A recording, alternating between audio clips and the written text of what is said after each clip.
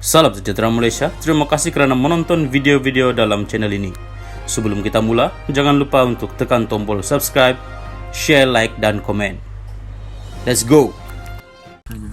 Salam sejahtera kepada semua pendengar, selamat malam.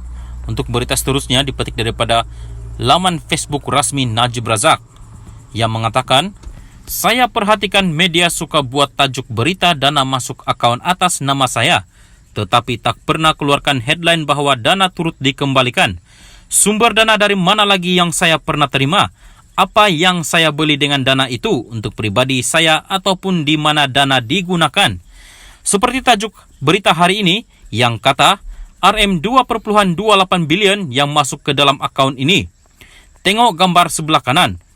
FBI kata US 681 juta masuk ke akaun saya, tetapi US 620 juta telah dipulangkan kepada penghantar. US 681 juta ini pernah masuk ke akaun atas nama saya di bank tempatan pada bulan Mac dan awal bulan April 2013 sebelum PRU 13. Masa itu, kadar pertukaran wang ialah sekitar US 1 bersamaan RM3 ringgit. Apabila dana asing masuk bank tempatan, ianya ditukar menjadi ringgit Malaysia. Seperti yang saksi FBI kata, US 620 juta telah dikembalikan. Ini tak bermakna saya simpan US 60 juta. Sebab masa dana US 681 juta yang sudah ditukar ke ringgit Malaysia dikembalikan kepada penghantar pada bulan Julai dan Ogos 2013. Nilai ringgit telah melemah ke US 1 bersamaan RM3 ringgit 30 sen, yaitu penurunan nilai sekitar 10%. Sebab itu, US 620 juta telah dipulangkan. Propaganda sebelah sana selalu tuduh Najib tak tahu ada orang masuk duit dalam akaun saya. Saya tak pernah cakap begitu.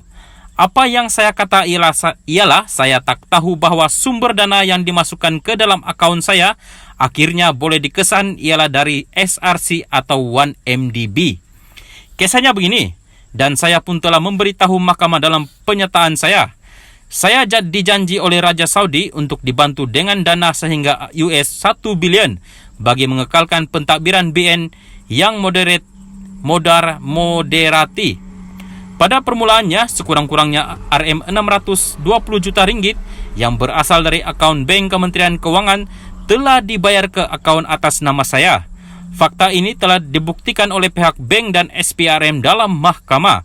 Namun, selepas itu, dana-dana lain yang dimasukkan berhubung dengan janji Raja Saudi dan surat putera Arab boleh dikesan berpunca dari SRC dan 1MDB. Yang merumitkan lagi ialah dana ini bukan dimasukkan terus dari akaun bank 1MDB dan SRC, tetapi melalui transaksi-transaksi yang kompleks di luar negara. Tidak mungkin untuk saya mengesannya jikapun saya mengendalikan akaun bank saya secara pribadi. Tugas ini telah diberi kepada mendiang pegawai kanan saya yang kemudiannya menugaskan seorang lagi pegawai. Sebab itu, saya telah arahkan Gubernur BNM masa itu untuk memantau akaun bank saya untuk pastikan semua kemasukan dana adalah sah, tetapi mana mungkin saya tahu masa itu bahawa keluarganya telah menerima dana sehingga RM700 juta ringgit dari Jolo. Tiada orang dengan niat mencuri duit akan curi dana dari 1MDB untuk diletakkan dalam akaun sendiri dalam negara. Lagipun, kesemua sumber dana 1MDB adalah dari sumber pinjaman yang akhirnya perlu dibayar balik.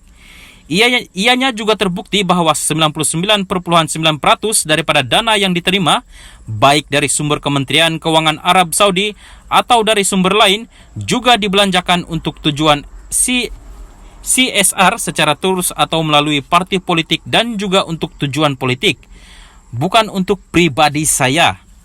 Itulah sebab saya tak pernah didakwa bawa kanun keseksaan, penyelewengan harta, seperti Guang Eng dan Said Siddiq, mencuri, merompak, menerima rasuah atau meminta rasuah seperti Guang Eng juga, tetapi didakwa bawa amla. Kerana tiada sebarang bukti bahawa saya pernah arahkan atau meminta 1MDB bayar saya, menggunakan dana itu bagi pribadi saya ataupun merancang dengan mana-mana pihak untuk menyelewengkan dana 1MDB atau SRC. Duit RM42 juta bukan hak Najib untuk sedekah, kata hakim.